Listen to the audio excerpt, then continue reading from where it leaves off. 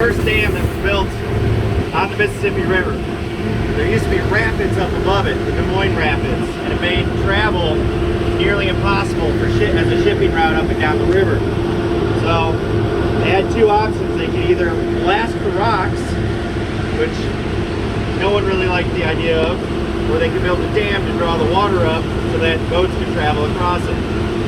So that's what they did. They built this dam. So the kind of ruins in front of us you see, that's the original lock chamber. So this dam was built in 1913, and that was how you went through. So it's a smaller lock chamber than the new one, which is on our left here, which was, I think, finished in like 1957. And that's a full 1,200 foot lock chamber. So a full, 5 barge long by 3 barge wide barges can get through it. So something kind of interesting is, as you guys saw the Asian carp earlier, the ones that jump, those are invasive species in the river, and we're trying to keep them out of the Great Lakes. Okay, so once they get in the Great Lakes, the thought is, the Great Lakes, the fishing industry up there is like $4 billion a year, and if Asian carp get in it, the fear is that they'll crash the trophic system there and basically ruin that fishing industry. So they're trying to use this dam as a barrier. So there's like a 38-foot difference between the upper pool, which is pool 19, and this lower pool, which is pool 20. So fish cannot go up through it. They have to go through the lock chamber. So what they just put in about 2-3 months ago is a sound barrier over on this other side in that lock approach.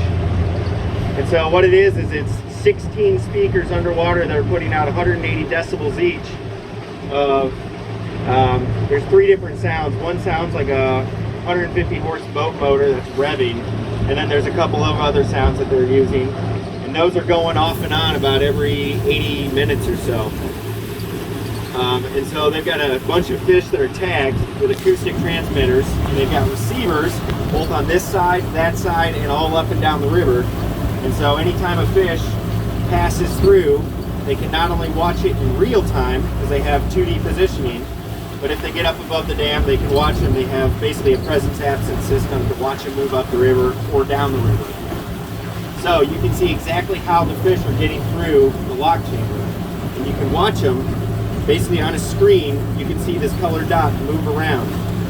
So kind of an interesting system. They just put that in, and they'll be doing that for about 3 years. But there's also a hydroelectric plant, which you can see it says Keokuk plant on there.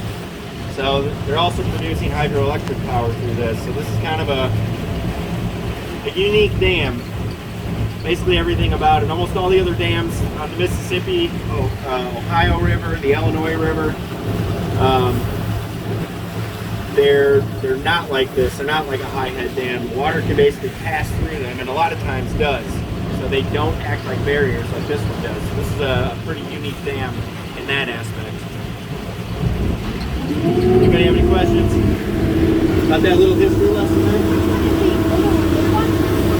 What's that? These are just bridges. Okay. This dam, the whole thing. Okay. Okay, and then this is an old lock chamber right here. Okay. And actually on the other side of this, it's kind of neat, it's this big open area with kind of walls just like that. And you can see there's big concrete pillars, and they're evenly spaced. And so what they used to have was, if your boat or barge had a hole in the bottom and you were taking the water, you could pull in there. They would lower the water, and then your boat would be sitting on these big concrete pillars, and then someone could crawl up underneath and patch it. They could weld and patch on or do whatever they needed to do. So that was pretty, kind of a neat way that they could fix boats, and then they would just raise the water again to float it, and you could go out. So what you're saying is, if you wouldn't have had that big, was it that Cairo, where we had that logo? In Cairo? Is that what Where's that Cairo? What was that logo? I know what you're talking about. Yeah. Evergreen. Yeah. No, the Suez Canal. Suez. The Suez Canal. Oh, where it got turned sideways? Yeah. I got you. that could happen here? Like, if they do a handle here, something like that. Oh yeah, and they have, if you get inside that lock chamber, you can see they have, From I mean, the the barges, when they're going through, they've got about that much space on each side. So they're constantly dragging across the sides. But they've got enough power in those things. They don't, yeah, yep. So,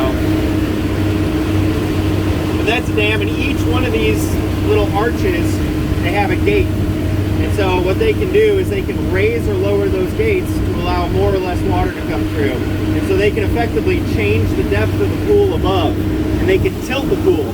So they can have more water coming in at the top and less coming out at the bottom, or vice versa. So they can actually change it so that you have more water at one end than you do at another end. So it's kind of neat. So, and sometimes you'll come across and you'll see water just ripping through, and this whole area is like a giant wave pool. Right now, because there hasn't been a lot of rain around here, they're holding back a lot of water. So you don't see as much coming through.